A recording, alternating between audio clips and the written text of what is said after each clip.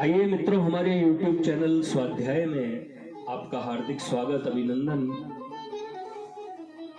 आज हम आपके लिए लेकर आए हैं मित्र की सलाह। इस शीर्षक से एक छोटी सी उपयोगी कहानी। अगर आपने हमारे चैनल को लाइक और सब्सक्राइब नहीं किया है तो आपसे निवेदन है, कृपया चैनल को लाइक और सब्सक्राइब अवश्य करें।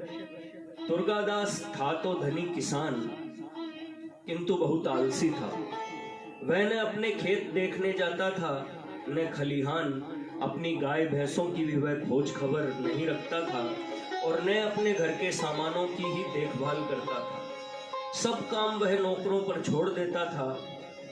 उसके आलस और कुप्रबंध से उसके घर की व्यवस्था बिगड़ गई। उसको खेती में हानि होने लगी। गायों के दूध घी से भी उसे कोई अच्छा लाभ नहीं होता था। एक दिन दुर्गादास का मित्र हरिश्चंद्र उसके घर आया। हरिश्चंद्र ने दुर्गादास के घर का हाल देखा। उसने ये समझ लिया कि समझाने से आलसी दुर्गादास अपना स्वभाव नहीं छोड़ेगा। इसलिए उसने अपने मित्र दुर्गादास की भलाई करने के लिए उससे कहा, मित्र, तुम्हारी विपत्ति देखकर मुझे बड़ा दुख हो रहा है। तुम्हारी दरिद्रता को दूर करने का एक सरल उपाय मैं जानता हूं। दुर्गादास, कृपा करके वह उपाय तुम मुझे बता दो, मैं उसे अवश्य करूंगा। हरिश्चंद्र, सब पक्षियों के जागने से पहले ही मानसरोवर पर रहने वाला एक सफेद हंस पृथ्वी पर आता है। वह दोपहर दिन चढ़े लौट जाता है।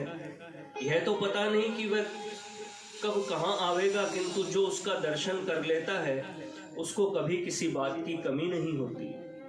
दुर्गादास, कुछ भी हो, मैं उस हंस का दर्शन अवश्य करूंगा। हरिश्चंद्र चला गया। दुर्गादास दूसरे दिन बड़े सवेरे उठा।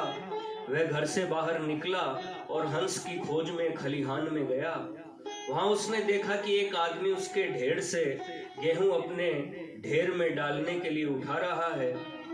दुर्गादास को देखकर वह लज्जित हो गया और क्षमा मांगने लगा। खलिहान से वह घर लौट आया और गौशाला में गया। वहां का रखवाला गाय का दूध दूहकर अपनी स्त्री के लोटे में डाल रहा था। दुर्गादास ने उसे डांटा। घर पर जलपान करके हंस की खोज में वह फिर निकला और खेत पर गया। उसने देखा कि खेत पर अब तक मजदूर आए ही नहीं थे। वह वहां रुक गया। जब मजदूर आए तो उन्हें देर से आने का उसने उलाहना दिया। इस प्रकार वह जहां गया वहीं उसकी कोई न कोई हानि रुक गई। सफेद हंस की खोज में दुर्गादास प्रतिदिन सवेरे उठने और घूमने लगा। अब उसके नौकर ठीक काम करने लगे।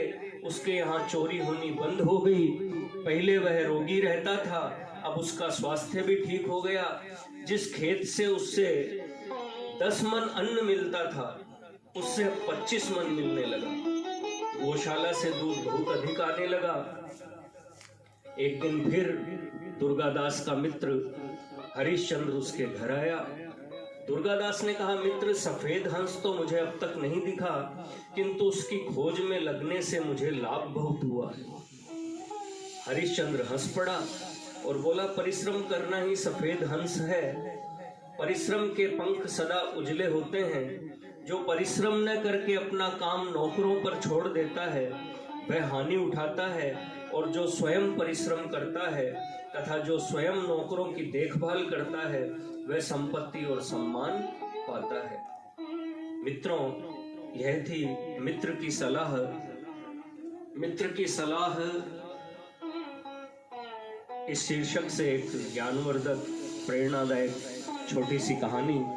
अगर आपको हमारा चैनल पसंद आए तो इसे लाइक और सब्सक्राइब अवश्य करें। धन्यवाद।